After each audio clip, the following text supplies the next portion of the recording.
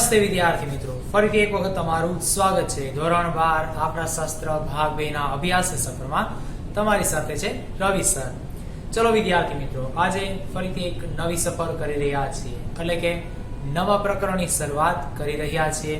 છેલ્લે તમે પાર્ટ 2 ના પ્રકરણ નંબર 1 સંભાવનાનો અભ્યાસ પૂર્ણ કરી ચૂક્યા છો. હવે આપણે પ્રકરણ નંબર 2 સંભાવના જે છે એની હજી આગળનો અભ્યાસ જે છે એવું એક પ્રકરણ શરૂ કરી રહ્યા છે.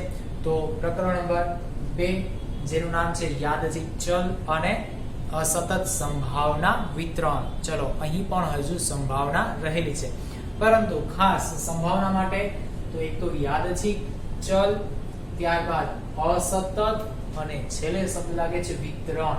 તો યાદચ્છિક ચલ માટે તેમજ અસતત ચલ માટે અને સંભાવના જે બને છે એના વિતરણથી આપણે સંભાવના જે છે એનો અભ્યાસ કરીશું. ચલો, આ પ્રકરણની અંદર શરૂઆત કરીએ છીએ એના નામથી જ. તો પહેલા તો યાદચ્છિક ચલ આવ્યું. હવે આ શબ્દ એમાં યાદચ્છિક શબ્દથી તમે વાકેફ છો, એટલે કે એને તમે અભ્યાસમાં લઈ લીધેલો છે.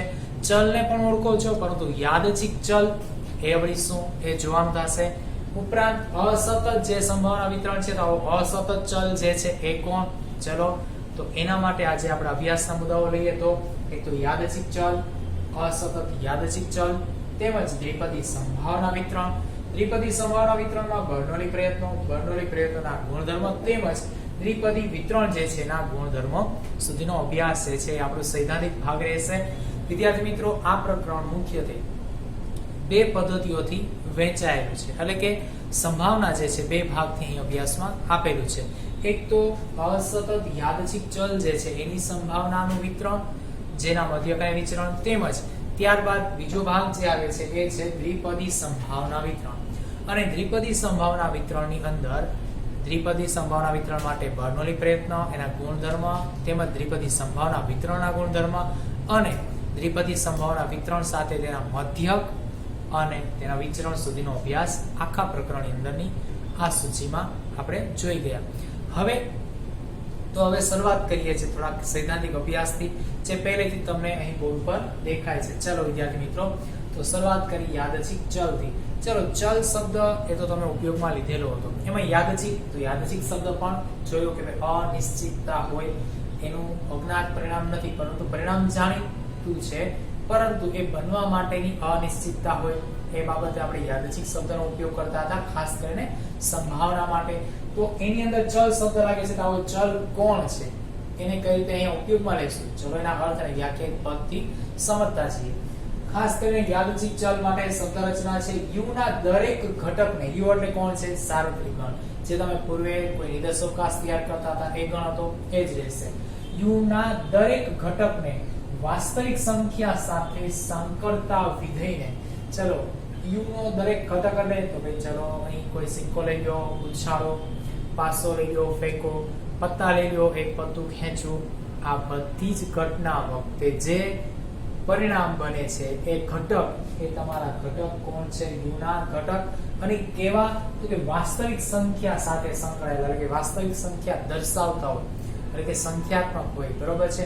પરંતુ દરેક વખતે એવું શક્ય નથી સંખ્યાત્મક જ હોય, બરોબર છે. કોઈ અલગ વિશિષ્ટ રૂપે પણ એ દર્શાવી શકાતા હોય, પણ એ વાસ્તવિક સ્વરૂપે હોય એટલા માટે અહીં કીધું છે કે વાસ્તવિક સંખ્યા સાથે સાંકળતા વિધેયને. ચલો, સંખ્યાત્મક નથી, પરંતુ સંખ્યા સિવાય ગુણધર્મવાચક પણ હોય અને એને આપણે શું કરી શકતા હોય?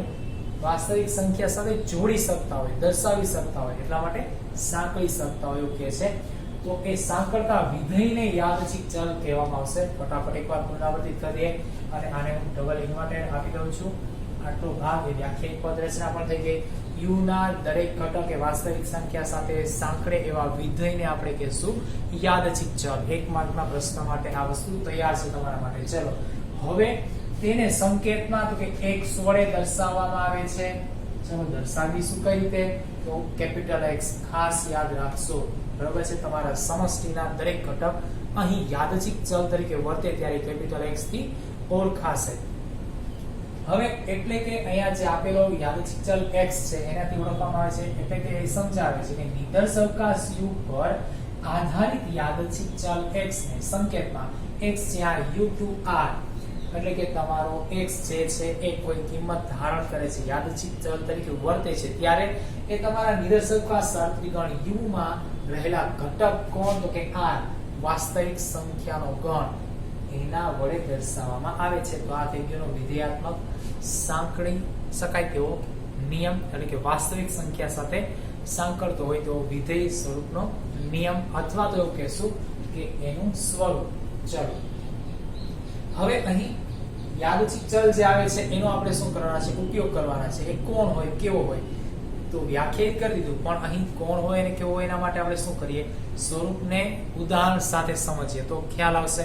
તો હમણાં જ મેં ઉદાહરણ આપ્યું, સિક્કો ઉછાળો, પાસો ફેંકો, પાસાઓ ફેંકો કે પત્તું ખેંચો.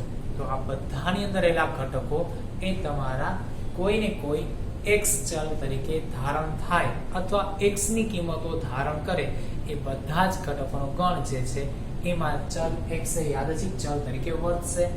હવે અહીં સંભાવના છે તો એ પહેલાની સંભાવના અને હાલની સંભાવનાથી જુદી કેમ પડશે, અથવા કઈ રીતે આપણે એને વિતરણ કહેશું.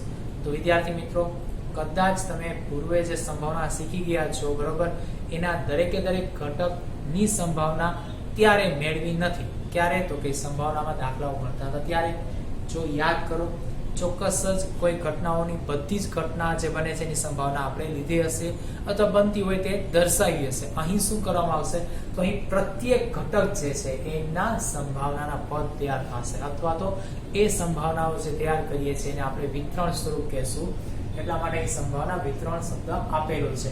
તો પ્રત્યેક ચલ એ તમારા કેપિટલ X માંથી લેવામાં આવેલો હોય તેવો સ્મોલ x, જે x1 x2 x3 એવું નામ આપણે આપીએ તો આ પ્રત્યેક ઘટક જે છે એનું સંભાવના વિતરણ થી ઓળખાશે અથવા તો બનશે એ માળખું. ચલો હવે એ કોઈ સાર્વત્રિક ગણ u જે છે એના ઘટક એને ઉદાહરણ મળી જવા છે. તો 1 થી 100 સંખ્યામાંથી કોઈ સંખ્યા પસંદ કરો.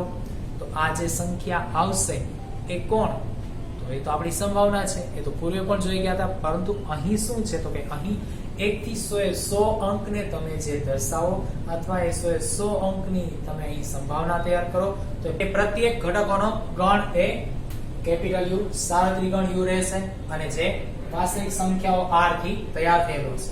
ચલો વિદ્યાર્થી મિત્રો, આ વાસ્તવિક સંખ્યા r જે છે એના ઘટકો એ ચલ x, પણ આ ચલ કેવો હોઈ શકે છે, યાદચ્છિક ચલ એનું નામ છે, વિધેયાત્મક સ્વરૂપથી એને ઓળખીએ છીએ, પરંતુ આ કેવો હશે.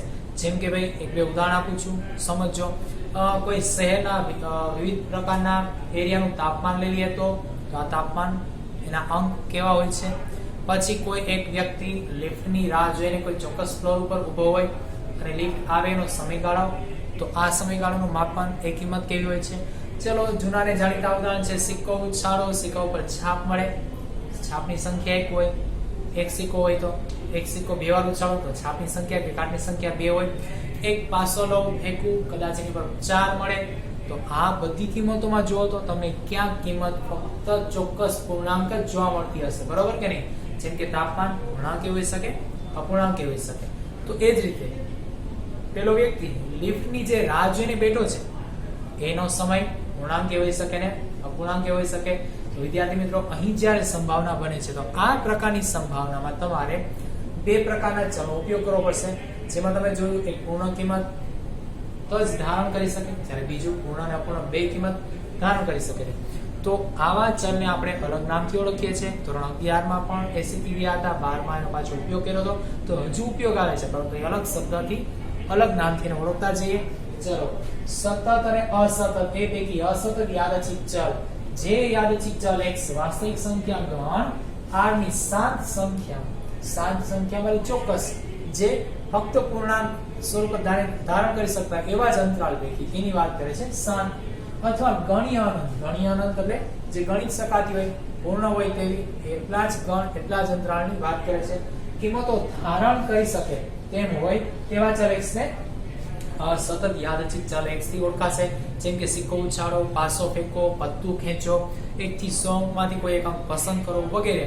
આવા બધા અંકોની સંભાવના તમારી ચલ x દ્વારા બને છે. બધા જ ચલ પૂર્ણ સંખ્યા ધારણ કરે છે, તો એને અસતત ચલ થી ઓળખાશે અથવા ઓળખીશું, અને એવી સંભાવનાને અસતત યાદચ્છિક ચલની સંભાવના કહેશું, બરોબર છે. તો જો હવે નામ પૂર્ણ થાય છે અસતત સંભાવના વિતરણ, તો અસતત યાદચ્છિક ચલ જે છે એનું સંભાવના વિતરણ.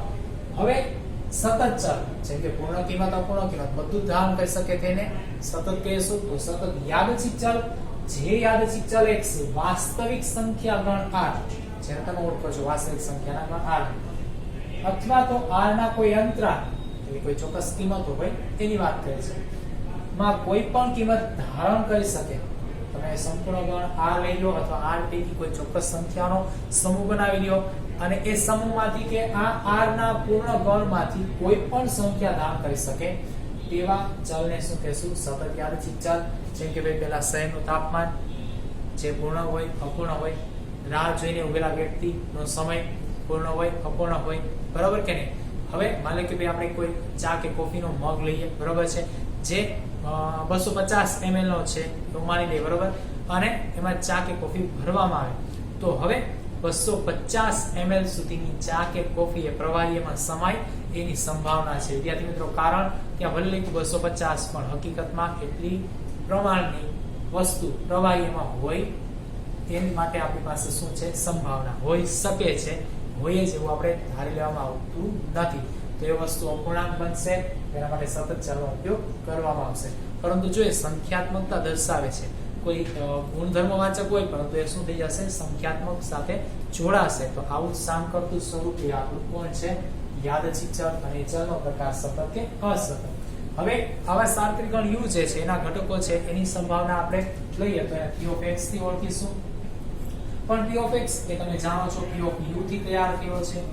કારણ તો કે સાર્વત્રિક ગણ u તૈયાર કરો જેમાં કોઈ ચલ x હોય. હવે આ ચલ x એ સંપૂર્ણ કોઈ સમૂહ છે, જેમ કે ભાઈ એના ઘટકો x1 x2 x3 આ રીતે આગળ જાવ તો બીજા કોઈ n સુધીના x સુધી કિંમતો ઉમેરવામાં આવે, ભેગી કરવામાં આવે, એટલે કે એની સંભાવના મેળવવામાં આવે ત્યારે તમારી સંપૂર્ણ p of x સંભાવના બનશે અને એ તમારા સાર્વત્રિક ગણ u ની સંભાવના હશે, જે તમે જાણો છો હંમેશા કેટલી હોય છે? 1. ચલો તો આ સ્વરૂપ એ થઈ ગયું વિતરણ સ્વરૂપ, જે આપણે વિતરણ ભણવાના છીએ, ઓળખવાના છીએ. એ વસ્તુ આ જ છે. દરેકે દરેક ઘટક ચલ x એની સંભાવના એનો સરવાળો p of x બનાવે છે અને એનો સરવાળો હંમેશા કેટલો હોય છે? 1. જે વિતરણ સ્વરૂપ છે એનો ઘટક x એ કોણ છે? તો કે યાદચ્છિક ચલ. યાદચ્છિક ચલ એ કોઈ સતત કે અસતત બેમાંથી એક સ્વરૂપનો હોઈ શકે છે. તો વિદ્યાર્થી મિત્રો, આ પ્રકરણનો આ પહેલો ભાગ. હવે આ પ્રકરણનો બીજો ભાગ એનો પણ સૈદ્ધાંતિક અભ્યાસ આજે લઈએ છીએ સાથે દ્વિપદી સંભાવના વિતરણ અને તેની અંદર આવતા બર્નોલી પ્રયત્નની સંખ્યા સાથે એના ગુણધર્મ અને દ્વિપદી વિતરણના ગુણધર્મ આપણે આગળ જોઈએ. તો હવે દ્વિપદી સંભાવના વિતરણમાં સૌપ્રથમ પહેલા બર્નોલી પ્રયત્નો લેવાના છે, કારણ બર્નોલી પ્રયત્ન જે છે એને સમજ્યા વગર આપણે દ્વિપદી સંભાવના વિતરણને વ્યાખ્યાયિત નહીં કરી શકીએ. તો અત્યારે પહેલા બર્નોલી પ્રયત્ન એ છે શું? ખાસ કરીને પહેલા બર્નોલી એ એક આપણા માટે વૈજ્ઞાનિક છે, એટલે કે આંકડાશાસ્ત્રી છે અને એને આપણે અહીં પોતાના યાદચ્છિક પ્રયોગ માટે મેળવેલા પરિણામ જે છે એને બર્નોલી પ્રયત્ન એવું એને નામ આપેલું છે. હવે પેલા સાદી ભાષામાં આપણે પ્રયોગને સમજતા જઈએ પછી ટેક્સ્ટબુકની ભાષાના શબ્દો જોઈએ. કોઈ પ્રયોગ કરીએ છીએ સંભાવના માટે, એટલે કે યાદચ્છિક પ્રયોગથી ઓળખીએ છીએ એ તો તમે જાણો છો, પણ આ પ્રયોગ સમય દરમિયાન તમારી સંભાવનામાં ખરેખર બે જ પરિણામ રહેલા હોય, એટલે કે સંભાવના બનવા પાછળ એ સંભાવના બનશે અને નહીં બને, એટલે કે શક્ય હોય અને અશક્ય હોય, આવા બે જ પરિણામ છુપાયેલા હોય. તો આવા પરિણામ માટે બર્નોલી જે છે પોતાના બર્નોલી પ્રયત્નો સાબિત કરે છે, એટલે કે આપે છે. જેમ કે ઉદાહરણ લઈએ તો એક સિક્કો ઉછાળો અને સિક્કા ઉપર છાપ મળે. ચલો આના માટે જ સંભાવના તમે ધારતા હોય, બનાવતા હોય તો બે જ શક્યતા છે, છાપ મળે અને છાપ ન મળે. ચલો છાપ ન મળે તો શું એ નથી વિચારવાનું અત્યારે, ફક્ત છાપ મળે. ચલો છાપ મળે છે તો સંભાવના પહેલી, એટલે સંભાવના સફળ થઈ ગણાશે, સક્સેસ કહેવાશે. પરંતુ તમે સિક્કો ઉછાળ્યો, પરિણામ છાપ ન આવ્યું તો તમારો પ્રયત્ન, તમારો ચાન્સ ફેલ છે, એટલે નિષ્ફળ છે. તો ત્યાં એ પ્રયત્ન કેવો ગણાશે? નિષ્ફળ ગણાશે. હવે તમને આઈડિયા આવતો હશે કે અહીં પ્રયત્ન જે છે એ કેવો રહ્યો. ચલો આ જ મુખ્ય આધાર, પ્રયત્ન તમારો સફળ રહે છે કે નિષ્ફળ રહે છે. આ જ શક્યતાઓ પર આપણને સફળતા અને નિષ્ફળતા જે છે એ સમજાવે છે એ કોણ? બર્નોલી પ્રયત્ન. ચલો તો એને આપણે ટેક્સ્ટબુકની ભાષાથી સમજીએ. બર્નોલી પ્રયત્ન. ધારો કે એક દ્વિવિધ વિકલ્પવાળા યાદચ્છિક પ્રયોગ, જેમ કે હમણાં તમે કીધું કોઈ સિક્કો ઉછાળો તો દ્વિવિધ વિકલ્પવાળો યાદચ્છિક પ્રયોગ થઈ જશે. છાપ લેવી અથવા કાટ લેવી તો પણ બરોબર છે. હવે માની કે ભાઈ મેં એક પાસો લીધો હોય તો તેમાં તો 6 બાજુ છે, પણ અહીં શું છે? તમારી જે સંભાવના માટેનો પ્રયત્ન છે એની વાત છે. સિક્કો ઉછાળો, છાપ મળે એ આપણી સંભાવના માટેની વાત થઈ. પાસો ફેંકો, પાસા ઉપર અંક 4 મળે તો અંક 4 મળવો બનવો એ પ્રયત્ન માટેની વાત થશે. બરોબર? એમ તો તમે પાસો ઉછાળો એકવાર, બે વાર, 3 વાર, 4 વાર, તો કયા પ્રયત્નમાં 4 આવ્યા એ પ્રયત્ન એ તમારો બર્નોલી પ્રયત્નની સંખ્યાથી ઓળખાશે. બરોબર? ચલો હવે અહીં આગળ જોઈએ તો આ દ્વિવિધ વિકલ્પવાળા યાદચ્છિક પ્રયોગના બે શક્ય પરિણામો, એક સફળતા સક્સેસ S અને નિષ્ફળતા ફેલ F છે. પેલા નિશ્ચિત કરવું પડશે, વ્યાખ્યાયિત કરવું પડશે કે બર્નોલી પ્રયત્નમાં પેલા દ્વિવિધ વિકલ્પવાળા જે યાદચ્છિક ચલનો પ્રયત્ન છે એ પ્રયત્ન એક તો સફળ અને એક નિષ્ફળ બે છે. જો આ પ્રયોગનું સમાન પરિસ્થિતિ હેઠળ, ખાસ હવે આ વસ્તુ આપણે સારી ભાષામાં શીખી ગયા, સમજી પણ ગયા, પરંતુ એને વ્યાખ્યાયિત પદ આપવું શા માટે જરૂરી છે? તો હવે આ હિસ્સો, આ ભાગ આપણને સમજાવે છે. સમાન પરિસ્થિતિ હેઠળ. સમાન પરિસ્થિતિ હેઠળ એટલે તમે કોઈ એક સિક્કો લ્યો, એકવાર ઉછાળો, એની જગ્યાએ બે સિક્કા લઈને એકવાર ઉછાળો તો પરિસ્થિતિ બદલાઈ ગઈ. કોઈ એક સમઘન પાસો લ્યો અને પાસો ઉછાળો, બે વાર ઉછાળવાના છે તો પહેલી વાર સમઘન પાસો લઈને ઉછાળો, બીજી વાર લંબઘન પાસો લઈને તમે પાસો ઉછાળો છો, પરિસ્થિતિ બદલાઈ ગઈ. તો એવું ન થવું જોઈએ. એક સિક્કો તમારે 15 વાર ઉછાળવો છે તો સિક્કો એ જ રહેશે અને એને 15 વખત ઉછાળવામાં આવશે તો પુનરાવર્તિત થતી પ્રક્રિયા 1 2 3 4 5 15 સુધી તમારી પરિસ્થિતિ સમાન રહે છે. સમતલ એક જ હોવું જોઈએ. એ રીતે અહીં પરિસ્થિતિ શું કહે છે?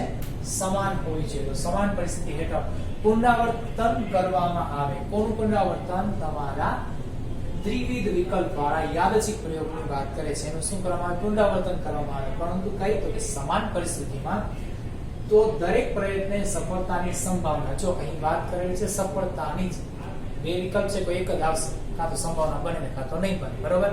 પરંતુ સફળતાની સંભાવના માટે જ વિચારણા લીધેલી છે. સંભાવના બને તો P પ્રોબેબિલિટી સંભાવના કેવી હશે? 0 less than P less than 1. 0 થી 1 ની વચ્ચે જ એ અનઋણ છે, ના એ 0 થી નીચે જઈ શકે અને ના 1 કરતા વધારે, કેમ કે કોઈ પણ પરિણામ શક્ય સંભાવનામાં એક જ સંપૂર્ણ બને. નથી બનતું તો 0 છે, એનાથી ઋણ થશે નહીં, નીચે જશે નહીં. તો એ તમારા 0 અને 1 ની વચ્ચે હોય તો આવા પ્રયત્નોને બર્નોલી પ્રયત્ન કહેવામાં આવે છે. ચલો વિદ્યાર્થી મિત્રો, બર્નોલી પ્રયત્ન કોને કહેશું? તો બર્નોલી પ્રયત્ન જે છે એ કોઈ યાદચ્છિક પ્રયોગના દ્વિવિધ વિકલ્પવાળા પ્રયત્નમાં સફળતા અને નિષ્ફળતા બે પરિણામ હોય તો આવા સફળતા અને નિષ્ફળતા વાળા પરિણામો એ કોઈ સમાન પરિસ્થિતિ હેઠળ પુનરાવર્તન કરવામાં આવતા હોય અને તેની સંભાવના 0 અને 1 ની વચ્ચે મળતી હોય કે બનતી હોય તો એવા પ્રયત્નને આપણે બર્નોલી પ્રયત્ન કહેશું. જેમ કે ભાઈ હું એક સિક્કો ઉછાળું તો મને સિક્કા ઉપર છાપ મળે. બરોબર? પણ હું એક સિક્કો ઉછાળું તો મને સિક્કા ઉપર છાપ કે કાંઈ ન મળે તો એ વસ્તુ શક્ય નથી. તો અહીં શું થયું? સિક્કો ઉછાળવા માટેની સપાટી 2 સમાન પરિસ્થિતિ થઈ ગઈ. એકવાર ઉછાળો, બે વાર ઉછાળો, 3 વાર ઉછાળો, દરેક વખતે સમાન સપાટી જ રહેવાની છે. તો પુનરાવર્તિત થતી પ્રક્રિયામાં તમારું અહીં કોઈ પણ પરિસ્થિતિનું માળખું સમાન રહેશે. ચલો વિદ્યાર્થી મિત્રો, હવે બર્નોલી પ્રયત્ન પછીના ગુણધર્મ આવે છે એ પણ જોતા જઈએ. તો ગુણધર્મમાં પહેલું, દરેક બર્નોલી પ્રયત્નને મળતી સફળતાની સંભાવના અચળ હોય છે. એટલે કે તમે જેટલા પ્રયત્ન કરો એ બધા જ પ્રયત્નની સંભાવના સરખી રહેશે. જેમ કે પાસો ઉછાળો, પાસા ઉપર 1 આવે તો પણ 1/6, પાસા ઉપર 2 આવે તો પણ 1/6, પાસા ઉપર 1 આવે એવું તમે 4 વાર પ્રક્રિયામાં લખો તો 4 વાર ઉછાળો, 4 વાર તમને 1 મળ્યો તો પણ 1/6 જ જવાબ આવે છે. એની સંભાવના 1/6 જ મળે છે. સિક્કો ઉછાળો 5 વાર, 5 વાર કાટ મળે છે તો પણ એની સંભાવના 1/2 જ રહેશે. પરંતુ 5 વખત સમાન પરિસ્થિતિમાં જ્યારે પુનરાવર્તન થયું ત્યારે એની સંભાવના કેવી રહી? તો કે અચળ રહી. એટલે કે દરેક પ્રયત્નમાં સંભાવના અચળ રહે છે, બદલાતી નથી. ત્યારબાદ સફળતા અને નિષ્ફળતા પરસ્પર નિશ્ચેષ અને નિવારક હોય છે. વચ્ચેનો પોઈન્ટ સ્કીપ કરું છું. પહેલા ત્રીજો સમજાવું છું. સફળતા અને નિષ્ફળતા પરસ્પર નિશેષ અને નિવારક ઘટનાઓ છે, એટલે કે Q બરાબર 1 - P. શું કામ એને આવું કહ્યું? તો હમણાં ખ્યાલ આવી જશે. સફળતા અને નિષ્ફળતા બે પરિણામ. સફળતા બને તો નિષ્ફળતા નહીં બને. સમજાઈ ગયું કે નહીં? બે એકી સાથે થવા નથી. કોઈ એક જ પરિણામમાં સફળતા નિષ્ફળતા શક્ય છે નહીં. એક સિક્કો ઉછાળો એક જ ટાઈમે કાટ અને છાપ શક્ય નથી. કોઈ એક પાસો 6 બાજુ વાળો ઉછાળો એક જ સમયે 6 પરિણામ શક્ય નથી. 6 તો છોડો, એકી સાથે બે પરિણામ પણ શક્ય નથી. અહીં કોઈ તર્ક વિતર્ક ન કરો સાહેબ. પાસાને થોડો ક્રોસ રાખી દો, થોડોક ડાયનેમિક એંગલમાં ગોઠવી દો, 4 બાજુ 3 બાજુ 6 બાજુ બધું દેખાશે. કોઈ કાચ ઉપર રાખી દો. ના, આ વસ્તુ અહીં શક્ય નથી. આપણે કીધું સમાન પરિસ્થિતિ કોઈ ચોક્કસ સમતલ સાથે જ વાત થાય છે, એટલા માટે અહીં સંભાવનામાં સ્પષ્ટતા જરૂરી છે. તો સફળતા બનશે ત્યારે નિષ્ફળતા નહીં જ બને, નિષ્ફળતા બનશે ત્યારે સફળતા નહીં બને. બરોબર છે કે નહીં? તો એ કેવા છે? નિવારક છે. હા, સાથે પરસ્પર નિશેષ. હવે એને બેને ભેગા કરી દો તો સફળતા અને નિષ્ફળતા બેને ભેગા કરો તો તમારી સંભાવના સંપૂર્ણ એક થઈ જશે. સંભાવનામાં શક્યતા હોય અને ન હોય બેને ભેગા કરો એટલે સંપૂર્ણ પરિણામ આવી ગયા. સિક્કો ઉછાળો તો છાપ મળે, ન મળે તો કાટ હોય તો જો તમારી સિક્કાની બે બાજુ બની ગઈ. તો એ જ વસ્તુ અહીં કહે છે કે સફળતા અને નિષ્ફળતા બંને ઘટનાઓ જે ઘટકો રચે છે એ નિશેષ અને નિવારક છે. તેથી શું થશે? તો કે P અને Q બે લેટર ધારી લઈએ. સફળતા હોય એના માટે P, નિષ્ફળતાના ઘટક માટે Q ધારો. તો P અને Q નો સરવાળો કરો કેટલો થશે? તો કે P + Q = 1. હવે જો P ને સામે જવા દો તો 1 - P થશે Q માટે.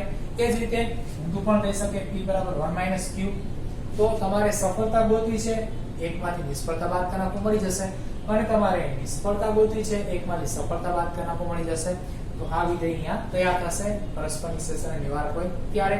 હવે જો રિટર્ન થાવ, બર્નોલી પ્રયત્નમાં પરસ્પર નિરપેક્ષ હોય છે બંને ઘટનાઓ, બંને પ્રયત્નો અથવા તો કોઈ પણ પ્રયત્નો. બરોબર છે? સફળતા અને નિષ્ફળતા માટે બર્નોલીના પ્રયત્નો કેવા છે? નિરપેક્ષ. એનો મતલબ એવો કે જ્યારે પહેલો પ્રયત્ન લ્યો છો ત્યારે એની આધારે બીજો પ્રયત્ન બને છે? ના, આવું થતું નથી. પહેલો પ્રયત્ન નથી બનતો તોય બીજો પ્રયત્ન બને કે ના બને એનાથી કોઈ લેવા દેવા નથી. એટલે કે માની લો કે સિક્કાને આપણે 2 વાર ઉછાળી, સિક્કામાં પહેલી વખત છાપ મળે અને બીજી વખત ઉછાળો ત્યારે છાપ મળે. તો અહીં પહેલી વખત ઉછાળો ત્યારે છાપ મળી, એટલા માટે બીજી વખત ઉછાળો ત્યારે છાપ મળે? ના, આવું શક્ય નથી. અથવા તો પહેલી વખત છાપ ન મળી એટલા માટે બીજી વાર છાપ મળી? ના, આવું અહીં લેવામાં આવતું નથી. એટલા માટે દરેકે દરેક પ્રયત્ન એકબીજા સાથે કોઈ આધાર રાખતો નથી, સ્વતંત્ર છે. દરેક પ્રયત્ન, દરેક પરિણામ એકબીજાથી કેવા છે? સ્વતંત્ર છે.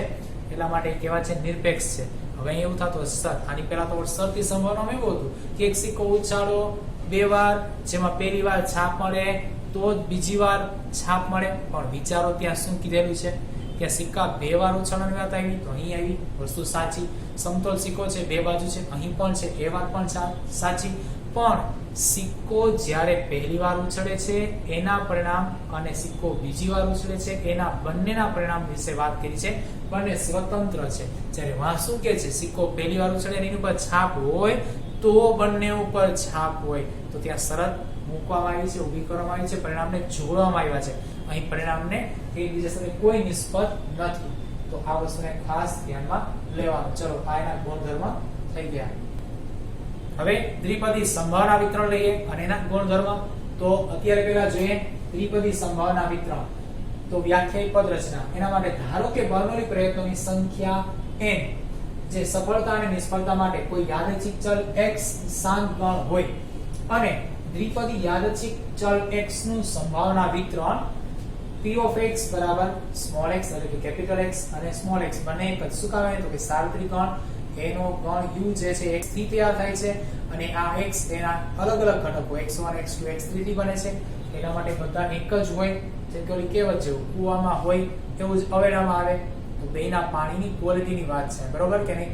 એ બંને કેવા હોય? તો એ જ વસ્તુ અહીં x જે છે એમાંથી તમે સ્મોલ x ઉભો કરો છો તો બંનેની કિંમત સરખી જ રહેવાની છે, એક જ રહેવાની છે. એટલા માટે p of capital X equal to small x બરાબર p of x, એટલે કે x ના સાર્વત્રિક ગણ માંથી તૈયાર કરેલો પેટા ગણ સ્મોલ x એની સંભાવના એ સાર્વત્રિક ગણ x ની મુખ્ય કિંમત બરાબર હોય ત્યારે ncx into p ઇન્ડાઇસિસ x into q ઇન્ડાઇસિસ n minus x એટલે કે n c x ગુણ્યા p ને x ઘાત ગુણ્યા q ને n minus x ઘાત આવું પદ આવું સૂત્ર આવી રચના એ કોણ તો કે એ આપણું સંભાવના વિતરણ પણ અહીં શું કહે છે આ એક સંભાવના વિતરણ એ વ્યાખ્યાયિત થતું હોય તો આને દ્વિપદી સંભાવના વિતરણ કહેશું.